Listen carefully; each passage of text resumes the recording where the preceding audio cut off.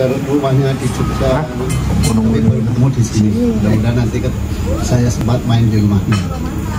Ya, kalau Kobam ini saya kan dulu gini, saya dulu di Elvis sama Muslim Abdul Rahman sama itu. Lalu ketika saya meninggalkan Elvis itu dilanjutkan oleh si Wilson. Tempatnya itu di Pondok Bambu. Itu Wilson. Ya, nah ketika dengar Kobam itu saya bertanya kepada teman-teman saya, ya teman-temannya Wilson juga. Kobam ini apa hubungannya dengan Pondok Bambu? Ya.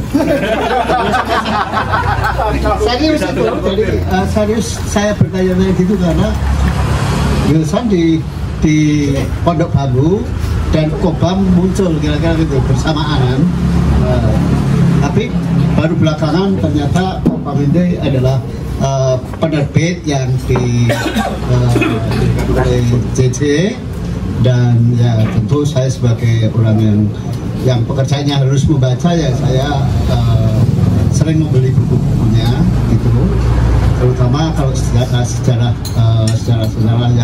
yang tidak ada di toko-toko buku saya kesini. Jadi kalau tahun baru saya kesini, pulang bawa buku, kira-kira begitulah.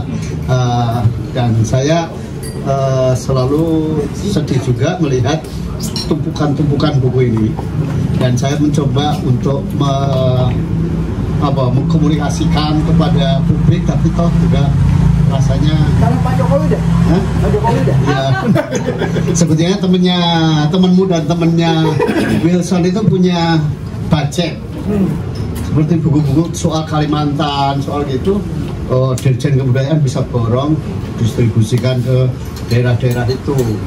Tinggal gimana kawan ini disorong-sorong untuk membeli gitu loh. Tapi paling tidak itu buku-buku yang diterbitkan oleh Kobam itu buat saya sih itu memberikan perspektif lain soal sejarah bangsa ini gitu.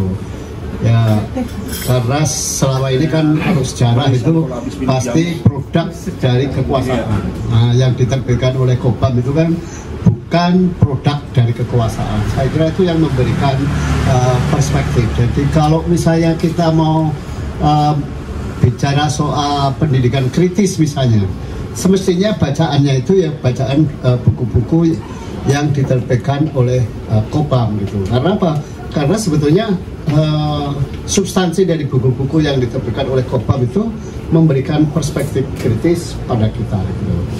Cuma sampai hari ini saya belum sempat menulis untuk Kobam. Mudah-mudahan nanti saya sedang menyiapkan buku kereta cepat, mudah-mudahan nanti Kobam mau menerbitkannya supaya ada kita mau mulai, tapi ya untuk pendidikan saya belum, tapi saya coba nanti kita menulis untuk Kobam, karena kalau ngomong pendidikan jujur saya sekarang sudah sampai pada tahap frustasi gitu, karena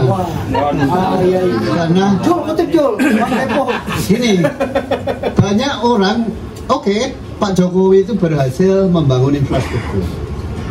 Kalau istilahnya si Rocky Gerung berhasil membangun jalan tol, tapi memperpendek jalan pikiran. Itu saya kira yang terjadi. Saya kan misalnya soal pembubaran LIPI, soal pembubaran BPPT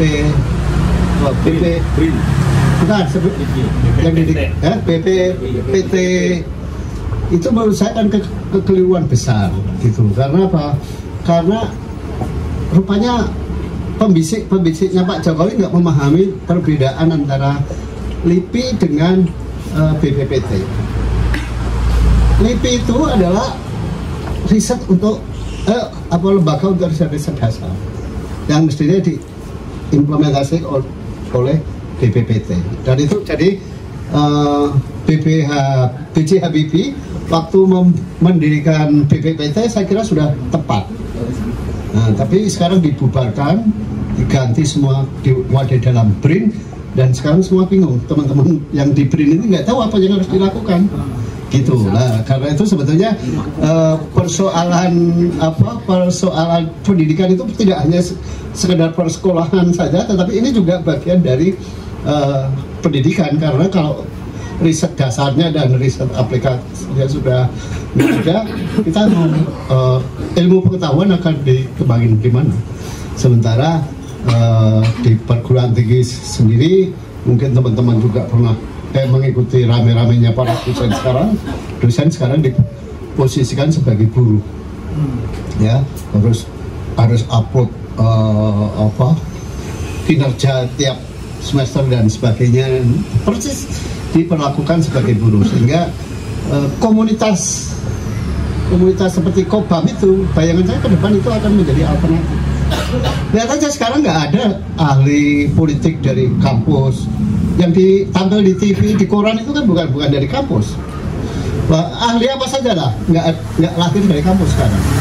Yang tampil di masyarakat itu justru orang-orang bebas.